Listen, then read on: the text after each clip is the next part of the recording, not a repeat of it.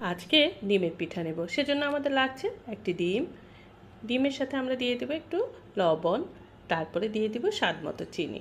এগুলোকে ভালো করে আমরা মিশিয়ে নেব, যাতে চিনি ডিম সবগুলো ভালোভাবে মিশে যায়। মিশিয়ে নেওয়ার পরে আমরা দিয়ে দেব বেকিং পাউডার। বেকিং পাউডার দিলে পিঠাগুলো ফুলে ওঠে। তারপরে দিয়ে দেব আমরা পরিমাণ মতো ময়দা।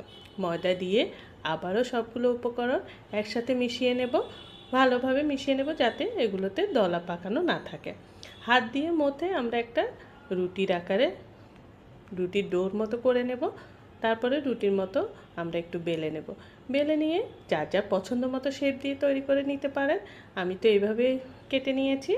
তারপরে হালকা আগুন দিয়ে আস্তে আস্তে চুলোর মধ্যে বাদামি কালার করে ভেজে নিতে হবে। যেহেতু প্রতিদিন সন্ধ্যাবেলা কিছু না কিছু খেতে হয়, তাই পিঠাটা হলে ভালোই লাগে। আসসালামু আলাইকুম, আমি Nargis, flavours by Nargis page থেকে তৈরি করে নিলাম ডিমের পিঠা। সন্ধ্যাবেলা চায়ের সাথে খেতে অসাধারণ লাগে, আর সবাই পছন্দও করবে। তৈরি করে দেখতে পারেন, কার কেমন লেগেছে জানাবেন, কারণ ডিমের পিঠাটা খেতে খুবই সুস্বাদু। গরম গরম চায়ের সাথে খেতে খুবই ভালো লাগে। ধন্যবাদ সবাই।